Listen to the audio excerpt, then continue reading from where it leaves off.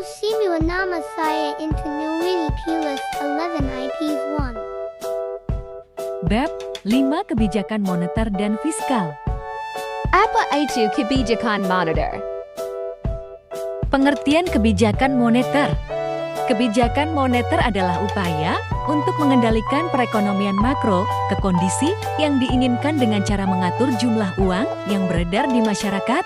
Kebijakan ini dilakukan oleh Bank Indonesia sebagai bank sentral yang merupakan lembaga independen. Kenapa jumlah uang yang beredar harus diatur? 1.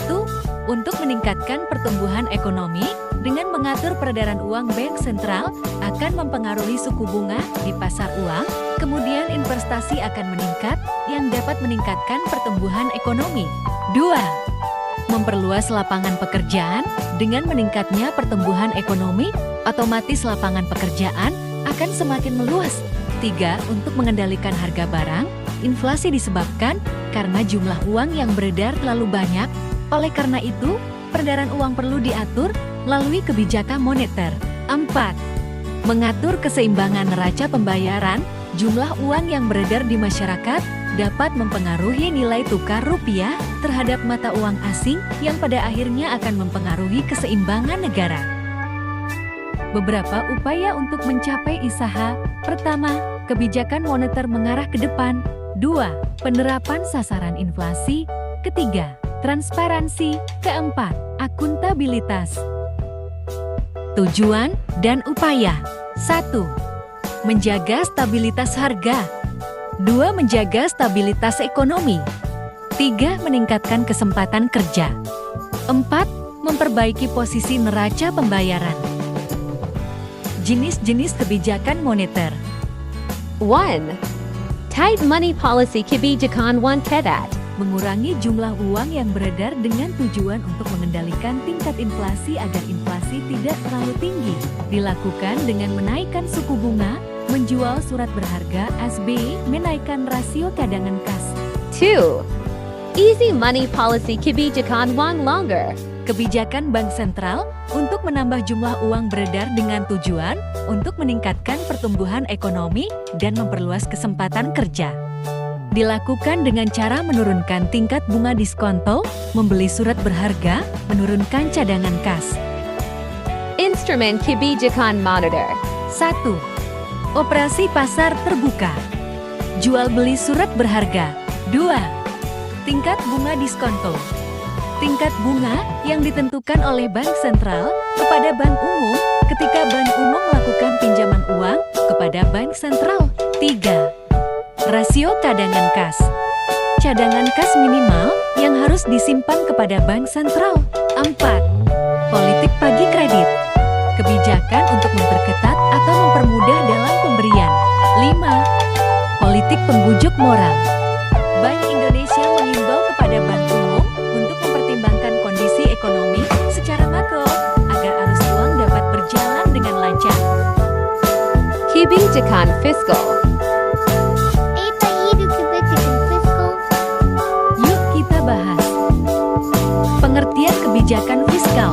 Kebijakan fiskal adalah suatu kebijakan ekonomi yang dilakukan oleh pemerintah dalam pengelola keuangan negara, apa saja yang dikelola, pendapatan dan pengeluaran negara yang tercantum dalam APBN.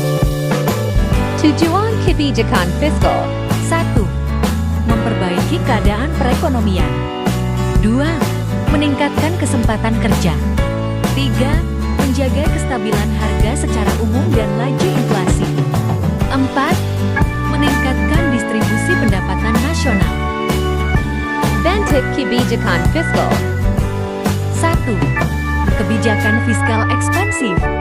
Fiscal expansive policy. Kebijakan pemerintah untuk menambah pengeluaran negara dan menurunkan pajak sehingga merangsang kegiatan ekonomi ketika negara mengalami deflasi atau resesi ekonomi. 2. Kebijakan fiskal kontraktif. Fiscal contractive policy. Kebijakan pemerintah untuk mengurangi pengeluaran negara dengan cara meningkatkan pajak sehingga pendapatan negara bertambah. Kebijakan ini dilakukan ketika terjadi inflasi. Jenis-jenis kebijakan fiskal. 1. Kebijakan anggaran pembayaran fungsional.